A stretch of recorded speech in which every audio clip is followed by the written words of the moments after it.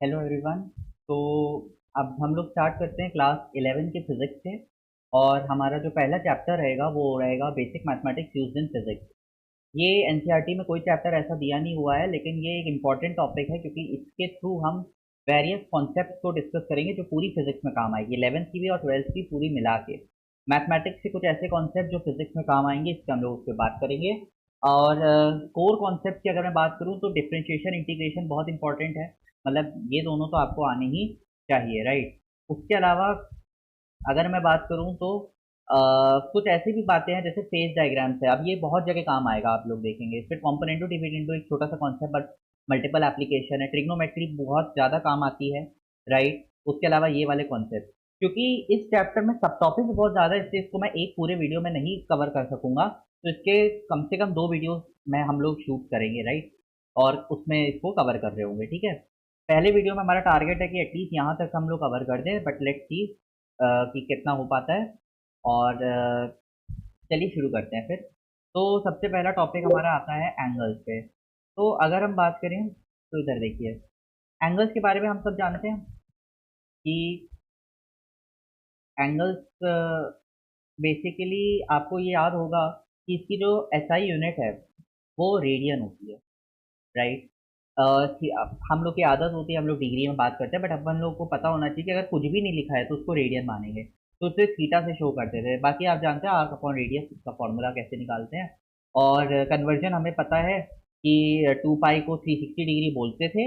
इस वजह से हम लोग अगर डिग्री को रेडियन में कर रहे होंगे तो पाई बाय 180 का मल्टीप्लीकेशन होता है। अब यहाँ पे मैं कुछ बातें ऐसी बोलने जा रहा हूँ, जरा गौर से सुनिएगा।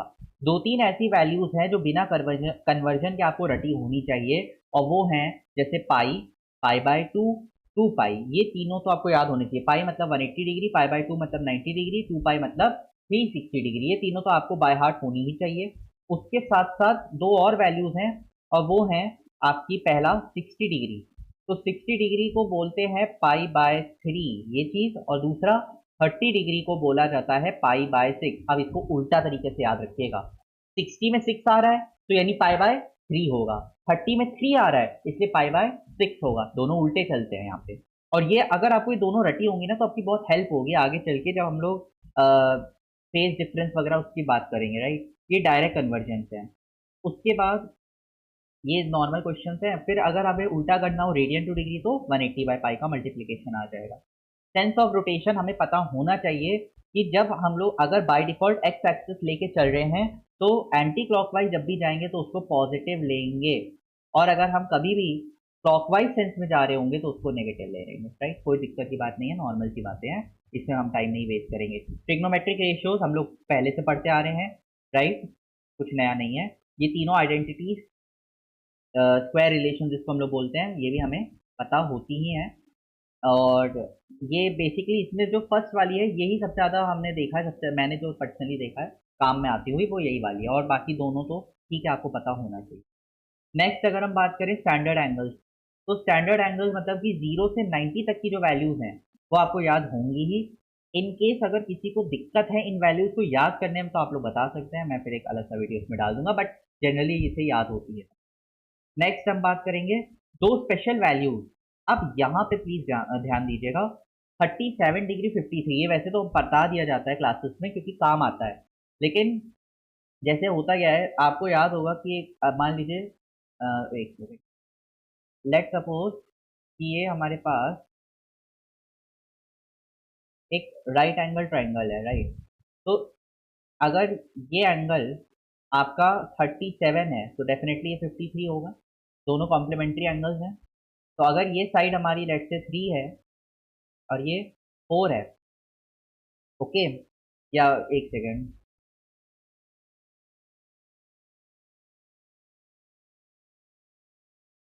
हमें उल्टा लेना पड़ेगा। तो अगर ये 4 है और यहाँ पर 3 है, ओके, तो ये 5 होगा। तो ये वाला एंगल जब भी ये सिनेरियो आ जाए तब ये वैल्यूज आती हैं, राइट। तो ये आपको याद करना है, बहुत आसान है। 37 की वैल्यू याद कर लो, वो भी केवल साइन 37 बस याद कर लो। साइन 37 3/5 होता है तो कॉस में 4/5 हो जाएगा बस। 53 में जस्ट उल्टा हो जाएंगी वैल्यूज ऐसे। टैन आप जानते हैं साइन बाय कॉस होता है, तो 3/4 या 4/3 होगा, राइट। तो ये चीज़ें हमें याद रखनी है। नेक्स्ट, तो ये डायरेक्ट आपको याद करना है। अब फॉर्मूलों पे बात आती है। देखिए, ये जो पहले फॉर्मूले हैं ना, ये बहुत ज़्यादा इंपॉर्टेंट है। और अब आगे चल के क्या होगा, आप लोग शॉर्ट नोट्स बनवाएंगे, मैं बनवाऊंगा, तो उसमें क्या होगा, और मैं आपको बाद में अपने भी शेयर कर दूंगा। तो आप लोग क्या करना, उसको ऐसे लिखना, आप जिस फॉर्म में मैं लिख रहा हूँ, जैसे आप लिख देना sine A plus minus B equal to sine A cos B plus minus cos A sine B. इसका मतलब क्या हुआ समझिए। इसका मतलब ये हुआ, अगर ऊपर अगर प्लस यहाँ आ रहा है तो यहाँ पर भी प्लस आएगा, अगर माइनस आ रहा है, साइन ए माइनस बी है, तो माइनस आएगा। कहने का मतलब साइन में कभी दिक्कत नहीं होती है, साइन हमेशा खुश रहता है, वो प्लस है तो प्लस ही है, माइनस है तो माइनस है। सेम अगर कॉस के साथ लिखना हुआ तो आप इसी फॉर्मूले को कैसे लिख देना, ऐसे लिख देना, cos A plus minus B equal to cos A cos B minus plus sine A sign.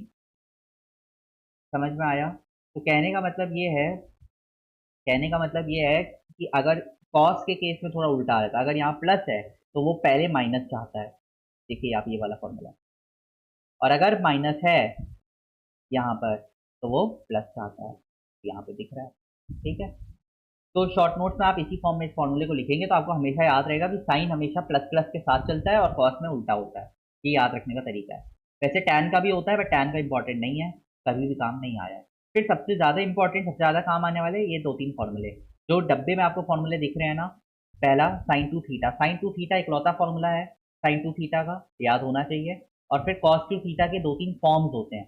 पहला फॉर्म तो हमें याद रखना ही है, दूसरा तीसरे फॉर्म को मैं याद रखने का एक तरीका बता देता हूँ। देखो, cos two theta equal to cos square theta minus sine square theta, कोई दिक्कत नहीं है, ये तो याद हो जाता है। आगे अगर हम बात करें तो कॉस टू थीटा को लिखने का एक और तरीका होता है, that is two cos square theta minus one. तो देखो, कॉस हमेशा खुद को प्रायोरिटी देगा, अगर आपने नोटिस किया हो तो पहले भी कॉस ने हमेशा खुद को ही प्रायोरिटी दी है। देखिए cos A plus B minus वाले फॉर्मूले में भी कॉस पहले आ रहा था, राइट। तो कॉस अगर आया है तो वो खुद को प्रायोरिटी देगा, तो कॉस टू थीटा को लिखेंगे two cos square theta minus one. और अगर इसकी फॉर्मूले को साइन के टर्म्स में लिखने का मन है तो फिर वो कहेगा कि नहीं, साइन को बाद में रखो, तो आपको साइन हमेशा बाद में रखना है। याद रखना, कॉस खुद को प्रायोरिटी देगा, इसलिए कॉस पहले आ रहा है। अगर साइन के फॉर्म में फॉर्मूले को लिखना है तो साइन को वो बाद में ढकेल देगा, इसलिए 1 - 2 साइन स्क्वायर थीटा। सेम इस फॉर्मूले में भी यही हुआ था, कॉस ने खुद को प्रायोरिटी दी थी, राइट। इस कदर आप याद रखो। नेक्स्ट हम बात करेंगे एएसटीसी रूल के बारे में।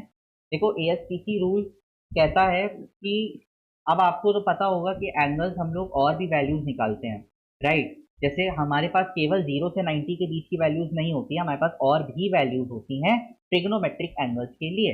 तो उनकी वैल्यूज को याद रखने के लिए एक फॉर्मूला, एक तरीका, एक रूल है बेसिकली एएसटीसी रूल। इसको याद रखने का तरीका है ऐड शुगर टू कॉफी, या फिर आप कोई भी निमोनिक बना सकते हो, after school to college, right. और वरना फिर एएसटीसी, ए मतलब ऑल पॉजिटिव, ये बता रहा है कि कौन उस क्वाड्रेंट में पॉजिटिव है और ये ऐसे एंटी क्लॉकवाइज घूम रहा है, राइट। यानी यहाँ पे ये पॉजिटिव है, यहाँ पे साइन एस मतलब साइन पॉजिटिव है, यहाँ पे टैन पॉजिटिव है और यहाँ पे कॉस पॉजिटिव है।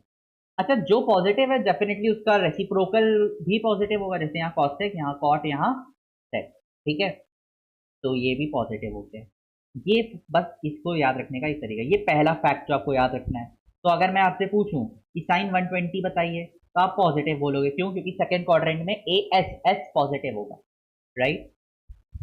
तो इस कदर आप इसको प्रैक्टिस कर सकते हैं। कॉस 175 मान लो, तो 175 180 से जस्ट कम है, यानी सेकेंड क्वाड्रेंट में जा रहा है, और कॉस सेकेंड क्वाड्रेंट में नेगेटिव आएगा, है ना, क्योंकि साइन ही वहां पे पॉजिटिव था। अब दूसरी चीज आपको याद रखना है कि जो 90 डिग्री वाली लाइन होती है, ये वाली, ये 90 डिग्री वाली जो लाइन है, ये रेड कलर से जो मैंने शो की है, रेड मतलब चेंज होगा और ब्लैक मतलब कोई चेंज नहीं होगा। तो देखो, आपको ये याद होगा कि अगर ये 0 डिग्री है तो ये 90 होगा, ये 180 होगा और ये 270 होगा, है ना। हम लोग 90 ऐड करते जा रहे हैं तभी सर्कल पूरा होगा। और ये वापस 360 हो जाएगा।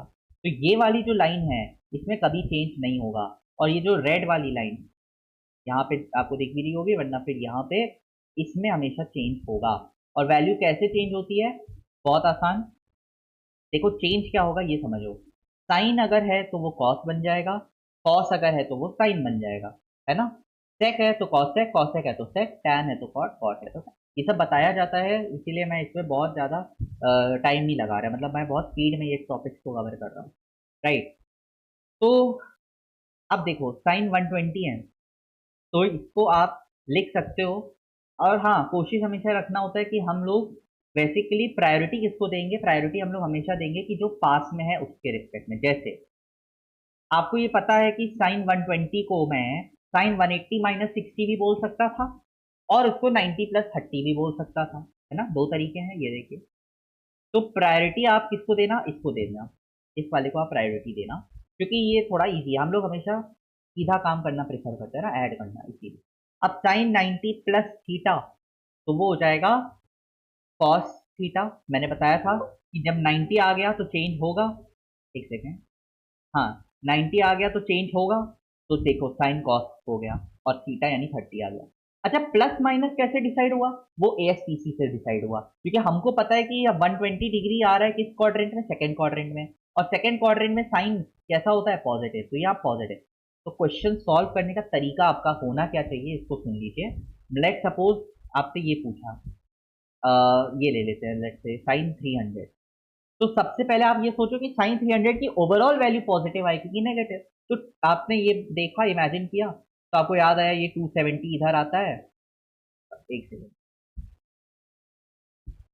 हाँ, आपको याद आया कि ये 270 डिग्री इधर आता है, राइट। उसके बाद और 30, यानी कि कहीं यहाँ पर कहीं वैल्यू आएगी उसकी। तो ये फोर्थ क्वाड्रेंट है, फोर्थ क्वाड्रेंट में साइन की वैल्यू नेगेटिव आएगी, तो आपने अपने आंसर में पहले ही एक माइनस का निशान लगा लिया। अब आप लिखो कि 300 को कैसे लिख सकता हूँ सर, 270 प्लस 30। 270 वाली लाइन में चेंज होता है, तो उसको मैं cos 30 बोलूंगा, और cos 30 की वैल्यू होती है √3/2, तो माइनस का √3/, क्लियर है। तो ये हमारा हो जाता है इसके थ्रू। अब यहाँ पर आगे बढ़ने से पहले मैं एक टॉपिक डिस्कस करना चाहूंगा, जो थोड़ा सा मुझे लगा आप लोग को एक तरीका बता दूं। देखो जनरली क्या होता है, जो क्वेश्चंस आते हैं ना, वो इन्हीं वैल्यूज के आते हैं जो आपको स्क्रीन में दिख रही होंगी। दैट इज 0, 30, 45, 60, 90, 120, 135, 150, 180, और साथ ही साथ 37 और 53। यस और नो, इतना सब अग्री करते हैं। अब अगर मैंने आपसे रैंडमली चलते फिरते, एक सेकेंड प्लीज, रैंडमली अगर मैंने आपसे पूछ लिया कि आप मुझे बताओ साइन, लेट्स से साइन 120 की वैल्यू, तो आप क्या करोगे? आप बोलोगे साइन 120 यानी कि सेकंड क्वाड्रेंट, सेकंड क्वाड्रेंट में साइन पॉजिटिव होगा। फिर आप बोलोगे 90 प्लस 30, 90 प्लस 30, 90 ऐसे चेंज होगा, इसलिए आप बोलोगे cos 30। फिर cos 30 की वैल्यू हमको याद होती है, तो वो लिख के हम लोग प्लस साइन लगा देंगे, राइट। यही करेंगे। क्या इतना टाइम नीट में होगा? आंसर इस नहीं होगा। तो क्या हम लोग कोई फास्ट तरीका अपना ले एटलीस्ट इन वैल्यूज के लिए, क्योंकि ये वैल्यूज रिपीटेडली काम आएंगी। तो हाँ, एक बहुत आसान सा तरीका है, जरा गौर से सुनिएगा और समझिएगा। होता क्या है, अगर आपने एक पैटर्न ऑब्जर्व किया हो, तो यहाँ पर 90 के बाद वैल्यूज इस कदर रिपीट हो रही है कि ये उल्टी जा रही है, देखिए जरा, राइट। तो इसी को हम लोग ट्रिक बना रहे हैं। अब सुनना कैसे करना है। आपको क्या करना है, मान लीजिए मैंने आपसे पूछा साइन 120, तो कुछ नहीं करना, 180 तक पहुंचने के लिए इसमें कितना एंगल ऐड करूं, तो 180 तक पहुंचने के लिए मुझे यहाँ पर 60 डिग्री और चाहिए। तो आप कुछ ना करो, केवल साइन 60 की वैल्यू लिख दो, बस आंसर आ जाए। अब साइन 60, अब देख लो, साइन 60 और साइन 120 क्या सेम वैल्यूज आ गई? ट्रिक आपको समझ में आई? एक और एग्जांपल लेते हैं। लेट सपोज मैंने पूछा कि cos 150 बताइए, तो cos 150, 150 में क्या ऐड करूं कि 180 हो जाए, 30। तो यानी आपको कुछ नहीं करना, cos 30 की वैल्यू लिख देनी है। cos 30 कितना होता है, √3/2। हाँ, बट आपको ये याद होना पड़ेगा, रखना पड़ेगा कि cos में वैल्यू 150 में नेगेटिव जाएगी, इससे माइनस साइन खुद लगा देना, राइट। माइनस साइन आपको खुद लगाना पड़ेगा। इवन एएसटीसी वाले में भी आपको खुद ही लगाना पड़ा था, यहाँ पे भी खुद ही लगाना। बट देखिए वैल्यू तो जल्दी आ गई। भाई ऐसे अगर आप cos 150 निकालते तो क्या करते, 90 प्लस 60, फिर आप चेंज करते साइन 60, फिर आप उसकी वैल्यू लिख देते और माइनस साइन लगाते। क्या ये थोड़ा जल्दी हो गया? एक और एग्जांपल ले लो। लेट सपोज मैंने बोला साइन 150, तो साइन 150 में क्या ऐड करूं? 30, तो यानी साइन 30 पूछ रहा हूँ। साइन 30 कितना होता है? 1/2। तो साइन 30 1/2 होता है, और 150 में साइन पॉजिटिव होगा, तो कोई चेंज नहीं होगा। तो यही आंसर हो गया। क्या वैल्यू 1 सेकंड में आने लग गई? तो ये ट्रिक प्लीज यूज करिएगा अगर इन वैल्यूज पे क्वेश्चन आ जाए तो। क्लियर है? इससे आपका टाइम भी बचेगा और क्वेश्चन बहुत जल्दी भी सॉल्व हो जाएगा। ठीक है, चलिए अब आगे बात करते हैं नेक्स्ट टॉपिक पे, और वो है, अच्छा एक चीज और बतानी थी यहाँ पे। दो तीन स्पेशल वैल्यूज पे बात कर लेते हैं एक बार। पहला आता है साइन 701 पाई/2। इस पे बात करते हैं। अब देखो होता क्या है कि आपको पता होना चाहिए कि ये 90 आगे बढ़ा, ये 90 आगे बढ़ा, ये 90 आगे बढ़ा, ये 90 आगे बढ़ा। 90 मतलब पाई/2, ठीक है। तो ये कितनी बार पाई/2 कवर किया? 4 बार। अच्छा, इसी को मैं ऐसे बोल सकता हूँ, क्या ये इसने 2 बार पाई कवर किया, तो इसलिए ये 2 पाई एंगल हुआ है ना, 360 डिग्री जिसको अपन बोलते थे। तो यहाँ पर हम इसको समझते हैं थोड़ा सा एक बार। देखो, लेट सपोज आपसे पूछा गया था साइन 701 पाई/2, राइट? ये वैल्यू हमसे पूछी गई है। तो इसको निकालने का बेस्ट तरीका क्या होता है कि आप इसको 2 पाई 360 के टर्म्स में ले जाने की कोशिश करो। कैसे? क्या मैं इसको 350 पाई प्लस पाई/2 बोल दूं, है ना? पहले मैंने पाई/2 से पाई के फॉर्म में ले गया, ठीक है, मतलब 90 को 180 के फॉर्म में ले गया। बट मैंने क्या बोला? इसको 2 पाई के फॉर्म में ले जाओ। तो क्या मैं इसको 175 टाइम्स 2 पाई प्लस पाई/2 ऐसा कुछ बोल सकता हूँ, है ना? क्यों ऐसा मैं कर रहा हूँ? क्योंकि देखो होता क्या है ना, जब भी 2 पाई कवर होता है तो वैल्यू रिपीट होती है, एक चक्कर पूरा हो जाता है 2 पाई पे। 2 पाई पे वैल्यू रिपीट होना शुरू हो जाती है, इस वजह से 175 बार चक्कर उसने लगाया होगा, और 175 चक्कर लगाने के बाद वो वापस उस वैल्यू पे आ गया, इससे इसकी पूरी वैल्यू 0 हो जाएगी, और बचेगा ये। और साइन पाई/2 यानी साइन 90, जिसका वैल्यू होती है 1। तो आंसर सिंपल आ गया हमारे पास 1। Is this clear? अच्छा, एक और सवाल वहां पे था, कौन सा था?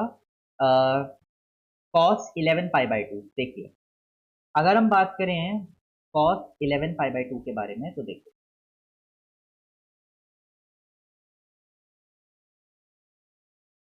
अगेन सेम तरीका, पाई/2 के फॉर्म में दिया है तो इसको पहले पाई के फॉर्म में ले जाओ।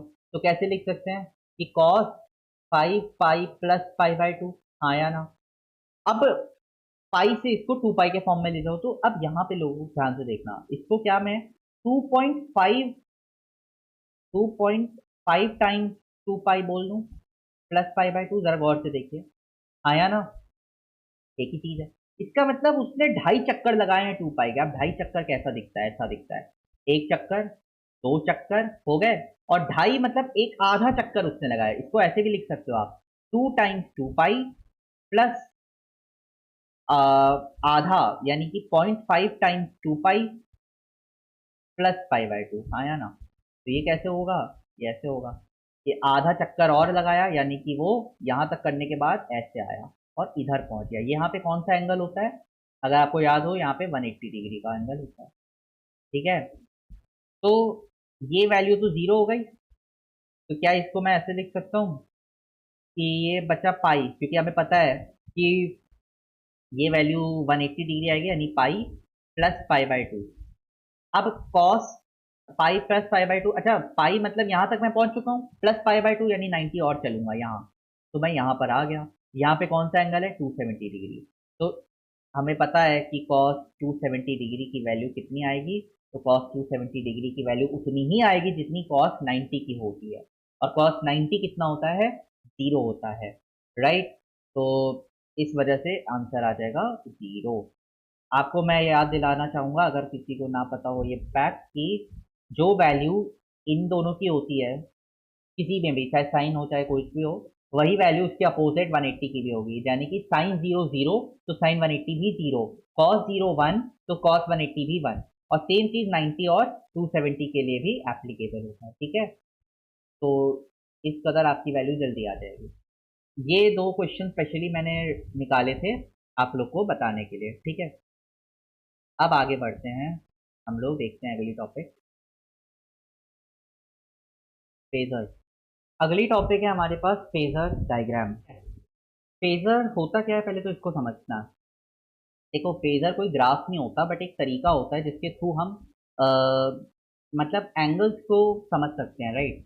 कैसे जरा देखिएगा, मैं यहाँ पर एक अजम्पशन कर रहा हूँ कि लेट सपोज मेरे पास कोई वैल्यू है, वो है साइन थीटा प्लस फाइव, कोई भी वैल्यू है, राइट। तो इसमें आपको दो पार्ट दिख रहे होंगे, एक है थीटा वाला पार्ट और एक है फाइव वाला पार्ट। तो मैंने एक अजम्पशन बना लिया कि मैं साइन वाले पोर्शन को एक्स एक्सिस में लूंगा। ध्यान से सुनिएगा। तो देखिए ये एक्स एक्सिस है मेरा, तो मैंने यहाँ पे अजम्पशन लगा लिया कि यहाँ पे मैं साइन थीटा लूंगा, ये मैंने माना है, राइट। अब मान लिया मैंने इसको, तो ऑब्वियस की पार्ट है कि अगर ये मेरा कोऑर्डिनेट एक्सिस था और मैंने एक्स एक्सिस में साइन थीटा को लिया है, तो साइन थीटा प्लस फाइव, मैंने आपको बताया था प्लस मतलब एडिशन, एडिशन का मतलब एंटी क्लॉकवाइज, तो प्लस फाइव वाला वैल्यू यहाँ कहीं मुझे दिखेगा, है ना। तो यही होगा हमारे पास साइन थीटा प्लस फाइव।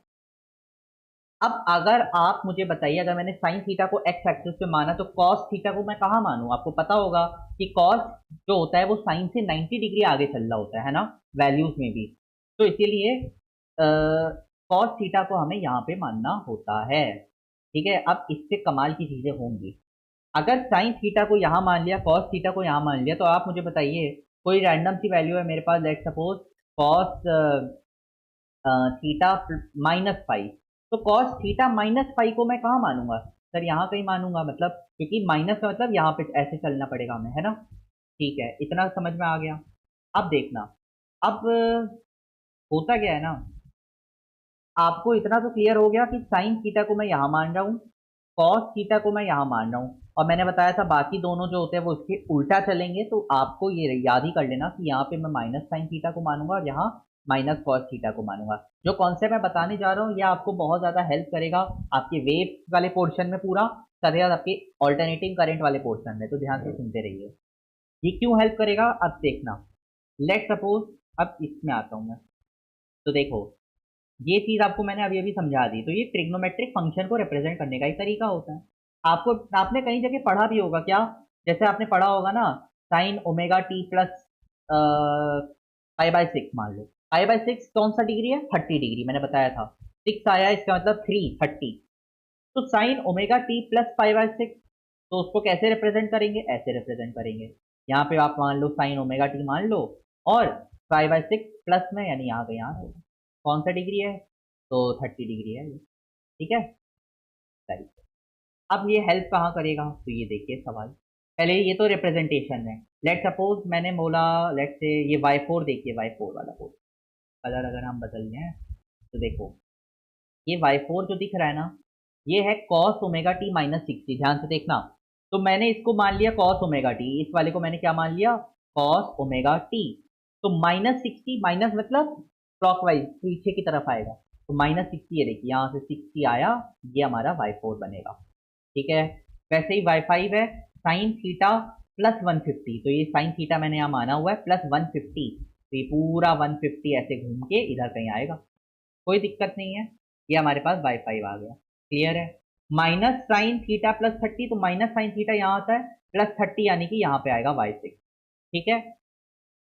इसका यूज क्या है, तो देखो ये है इसका यूज, अब ध्यान से देखिएगा। लेट सपोज हमारे पास सवाल है, लेट सपोज हमारे पास ये सवाल है, ठीक है। क्या,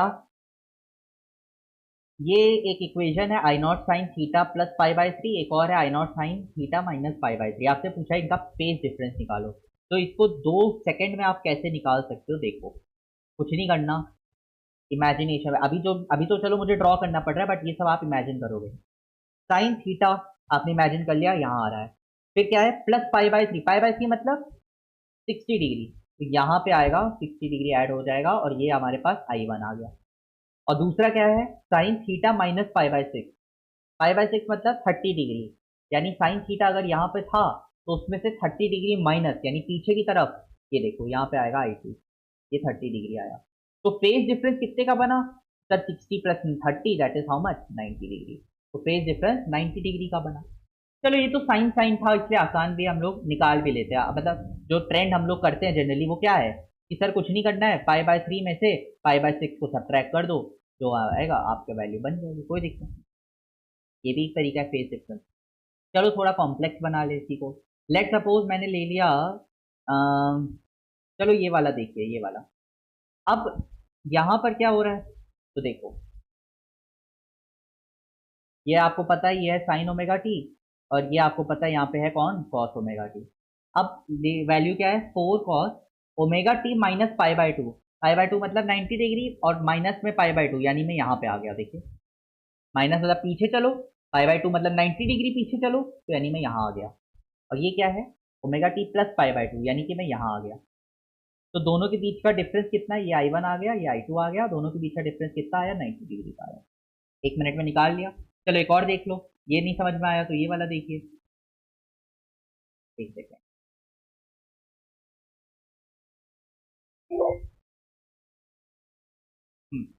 ये वाला देख लो। अब इसको सॉल्व करेंगे हम, ठीक है। तो क्या है? ओमेगा टी प्लस पाई/3 साइन में, तो साइन हमें यहाँ पता है यहाँ पे आएगा, और ओमेगा टी प्लस पाई/3, पाई/3 मतलब 60 डिग्री, यानी यहाँ पे इसकी बात हो रही है, ये I1 है 60 डिग्री पे। और क्या है ये? 3 cos omega T, cos omega T मतलब यहाँ पर होगा, ये I2 है। तो अब आप खुद देख लो ना, I1 और I2 के बीच में कितने डिग्री का एंगल बन रहा है? सर ये एंगल तो 30 डिग्री का बन रहा है, तो आपका आंसर 30 डिग्री आएगा। 30 डिग्री में क्या आता है? 30 होता है, यानी पाई/6। मैंने बताया था ना 6 3 उल्टा चलते हैं, तो 30 डिग्री मतलब पाई/6। क्लियर है? वैसे ये वाला देख लो। चलो ये आखिरी एक और देख लेते हैं। ये आपको क्यों मैं बता रहा हूँ, क्योंकि देखो क्या होता है, आपको दो फंक्शन दिए जाते हैं और आपसे पूछा जाता है कि आप, कुछ भी हो सकता है, आप इन दोनों को ऐड करो। वेक्टर सम हम लोग पढ़ेंगे, तो वेक्टर सम में तो आपको फेज डिफरेंस चाहिए होगा, तो वो निकालने का ये बेस्ट तरीका है फेजर डायग्राम के थ्रू। वरना आपके पास क्या तरीका है कि पहले आप कॉस को साइन में बदलो ताकि दोनों साइन साइन रहे, फिर दोनों एंगलों को सब्ट्रैक्ट करो। वो थोड़ा लंबा तरीका होता है, इस वजह से ये मैं डिस्कस कर रहा हूँ। ये बहुत इजी और इंटरेस्टिंग है। देखो ये वाला क्वेश्चन, अब यहाँ पर क्या है? थीटा -60।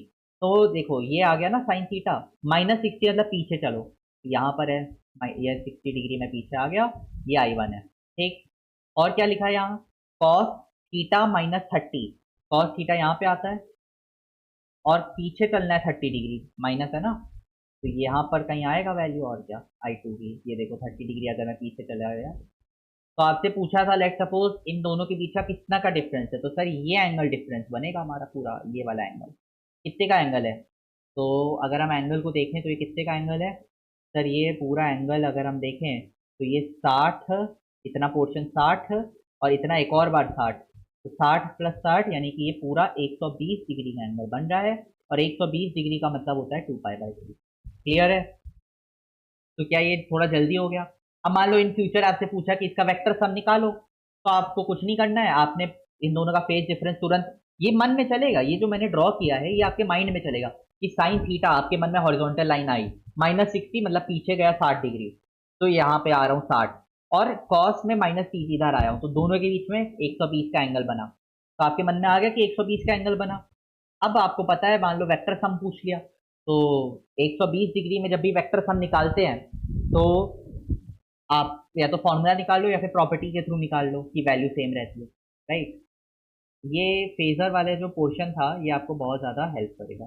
ट्रिग्नोमेट्री में एक ये वाला सवाल मैं डिस्कस करना चाहूँगा, बहुत इजी है, और इसी को मैं फेजर के थ्रू सॉल्व करते हैं, ठीक है। देखो 7 sin theta plus 24 cos theta, क्या मैं इसको दो वेक्टर मान लूँ एक तरीके से? तो देखिए कैसे कर सकते हैं इसको, हम लोग ऐसे कुछ करेंगे। लेट सपोज मैंने फिर से यहाँ पे क्या किया, हमारा फेजर डायग्राम बनाया। तो 7 sin थीटा मतलब यहाँ पर हूँ मैं, ठीक है। साइन थीटा मतलब मैं यहाँ पे हूँ, और क्या है 24 cos थीटा यानी मैं यहाँ पे हूँ। तो क्या आप मुझे बता सकते हैं कि इन दोनों के बीच का एंगल कितना है? Sir 90 degree. कहने का मतलब है दो वेक्टर ऐड हो रहे हैं, और दोनों के बीच का एंगल है 90 डिग्री। और हमें पता है जब भी दो वेक्टर्स 90 डिग्री में ऐड होते हैं तो वो पाइथागोरस की तरह ऐड होते हैं, और 7 और 24 में जब पाइथागोरस लगाते हो तो 25 आता है रिजल्ट में। तो ए की वैल्यू कितनी आ गई? 25।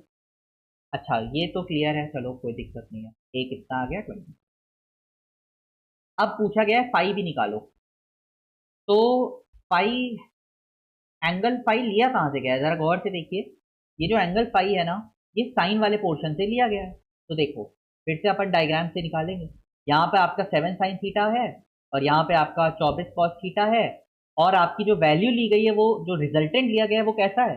साइन थीटा प्लस फाई, यानी कि यहाँ पे कहीं आ रहा है resultant sine theta plus phi. Phi plus मतलब एंटी क्लॉक गया होगा फाई। ये तो क्या आप ये एंगल नहीं निकाल सकते? निकाल सकते हो। कैसे सर? ट्रिग्नोमेट्री से। ये देखो ट्राई ट्राइंगल बन गया हमारे पास। ये एंगल 90 डिग्री का था, और ये फाई एंगल आया।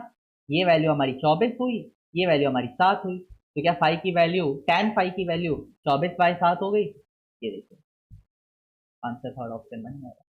बाकी इस क्वेश्चन को करने के और भी तरीके होते हैं, लेकिन ये बेस्ट तरीका है, फेजर के थ्रू इसको सॉल्व कर लें। ठीक है, चलो आगे बढ़ते हैं। नेक्स्ट हम लोग डिस्कस करेंगे जो टॉपिक है फेजर के बाद, वो है कॉम्पोनेंटो एंड डिविडेंडो। बहुत इजी सी छोटी सी टॉपिक है, जरा गौर से सुनिएगा। देखो, कॉम्पोनेंटो डिविडेंडो कहता क्या है? कॉम्पोनेंटो डिविडेंडो का मतलब ये बेसिकली मैथ्स की एक प्रॉपर्टी है। और प्रॉपर्टी कुछ ऐसी है कि अगर a बाय बी, और ये तभी लगता है जब कोई दो वैल्यूज इक्वल हो, आई रिपीट इक्वल हो। तो a बाय बी अगर इक्वल है c बाय डी के, तो आप बाय कॉम्पोनेंडो एंड डिविडेंडो आप लिख सकते हो कि a plus B upon a minus B equal होगा c plus D upon c minus D. क्या ये समझ में आया कुछ? और रिवर्स भी ट्रू है। अगर कहीं कभी सवाल में ये फॉर्म दिख जाए तो आप उसको वापस से इस फॉर्म में लिख सकते हो। ठीक है, ये होता है कॉम्पोनेंडो एंड डिविडेंडो का मतलब। चलो एक सवाल करते हैं, बहुत कॉमन सा सवाल है, बट ये यहाँ पे मैं कॉम्पोनेंडो डिविडेंडो ही यूज करता हूँ। आपसे बोला है कि रेशियो ऑफ एम्पलीट्यूड 2:3 है, तो आपको मैक्सिमम इंटेंसिटी से मिनिमम इंटेंसिटी का रेशियो बताना है। आसान सी बात है। अब अगर किसी को पता है तो मैं बताना चाहूंगा कि आई मैक्स बाय आई मिन का रेशियो आपसे पूछा है, जो प्रपोर्शनल होता है ए मैक्स अपॉन ए मिन के होल स्क्वायर के। ठीक है, और हमें पता है कि ए मैक्स निकालने का तरीका क्या होता है? A1 प्लस, एक सेकेंड, हमें दिया क्या है? दिया ये है A1/A2 दिया हुआ है 2/3। हाँ या ना? और हमें पता है ए मैक्स क्या होता है? ए मैक्स होता है A1 प्लस A2, और ए मिन होता है A1 माइनस। क्लियर है? अच्छा, तो अगर मैं बोलूं कि आई मैक्स बाय आई मिन निकालो, तो क्या आप इसको ए मैक्स बाय ए मिन का होल स्क्वायर निकाल दोगे? तो इसको हम A1/A2 upon A1 minus A2 का होल स्क्वायर भी बोल सकते थे। अब इसको कैसे निकालें? A1 plus A2 upon A1 minus A2, तो ये आएगा कॉम्पोनेंटो डिविडेंडो से। तो वो यहाँ पे आपको ये वैल्यू दिख रही है, यहाँ पे आप लगाओ कॉम्पोनेंटो एंड डिविडेंडो, तो क्या लिखोगे कि A1 plus A2 upon A1 minus A2 equal to 2 plus 3 that is 5 upon 2 minus 3 that is -1। अभी के लिए -1 में छोड़ देते हैं, कोई दिक्कत नहीं है, स्क्वायर हो जाएगा। तो यहाँ पे आप देखो, तो यहाँ 5/-1 का स्क्वायर हो जाएगा, तो क्या ये 25 हो जाएगा अपॉन 1? क्या ये आंसर हो जाएगा? इजी तरीका है। तो ये आपका कॉम्पोनेंटो डिविडेंडो का एप्लीकेशन है, वेव ऑप्टिक्स में काम आता है। अब जैसे ये है, तो आपसे ये पूछा है, तो इसको देखो, √I1 प्लस √I2। अब ये रिवर्स कॉम्पोनेंटो डिविडेंडो अप्लाई अगर मैं कर दूं, तो क्या मैं इसको ऐसे नहीं लिख सकता? 3 plus 4 that is 7, 3 minus 4 that is -1। हाँ या ना? फिर मैंने क्या कर दिया? स्क्वायर कर दिया बोथ साइड, तो I1/I2 इक्वल टू 49/1। क्या ये क्लियर है? यही पूछा गया। तो क्या ये 2 मिनट में सॉल्व हो जाए? अब ऐसे अगर आप नॉर्मल तरीके से करोगे ना, बहुत लेंदी हो जाएगा। तो इसलिए कॉम्पोनेंटो डिविडेंडो आपको आना चाहिए, बहुत ही यूजफुल प्रॉपर्टी है मैथ्स की, और ये हम लोग काम में लेंगे। ठीक है, नेक्स्ट हम बात करेंगे। अब हम जल्दी से देख लेते हैं ट्रिग्नोमेट्री और कोऑर्डिनेट ज्योमेट्री के कुछ बचे हुए कॉन्सेप्ट।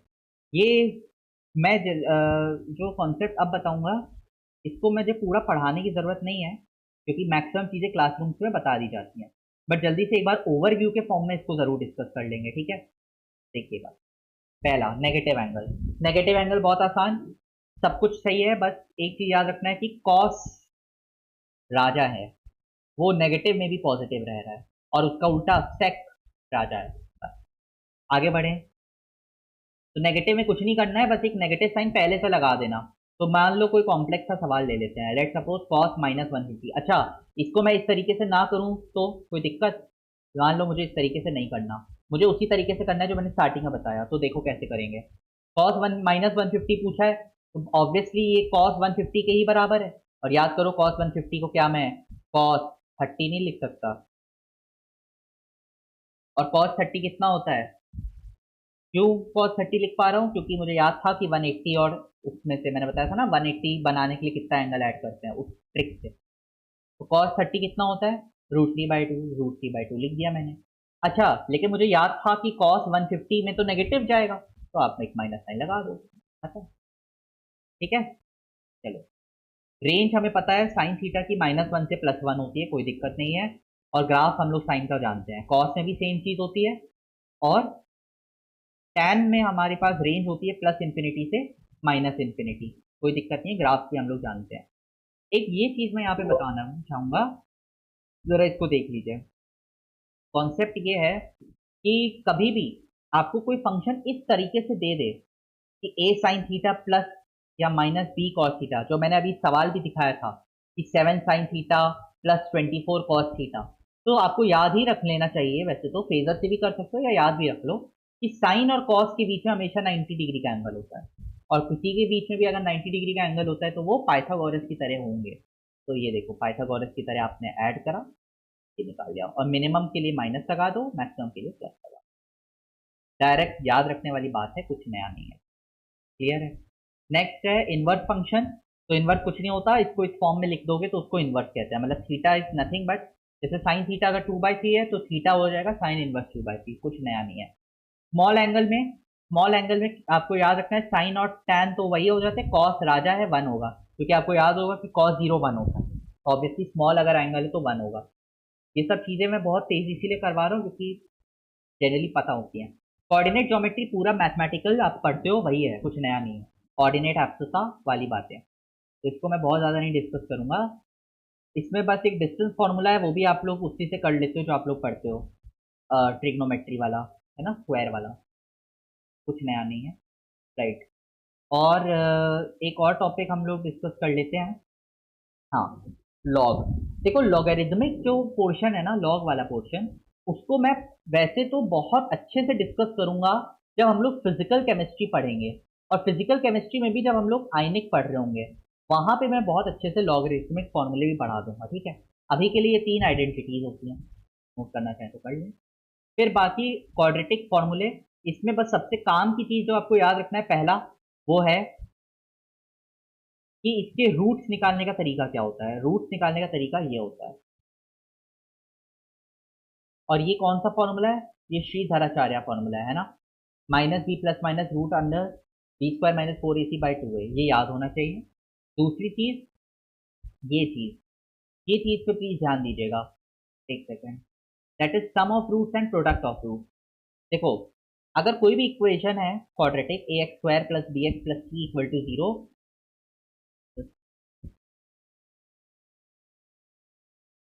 +e = 0 इस फॉर्म में है, तो आपको पता होना चाहिए कि सम ऑफ रूट्स होगा -b/a और प्रोडक्ट ऑफ रूट्स होगा c/a। डायरेक्ट याद करना है। देखिए काम डायरेक्टली तो नहीं आता, लेकिन कभी कभार वर्स्ट केस में ये आ सकता है। ठीक है, ये पता होना चाहिए। फिर बहुत ज्यादा इंपॉर्टेंट टॉपिक, ये तो आपको बहुत जगह दिखेगा पूरी फिजिक्स में है, ठीक है, दैट इज बाइनोमियल थ्योरम।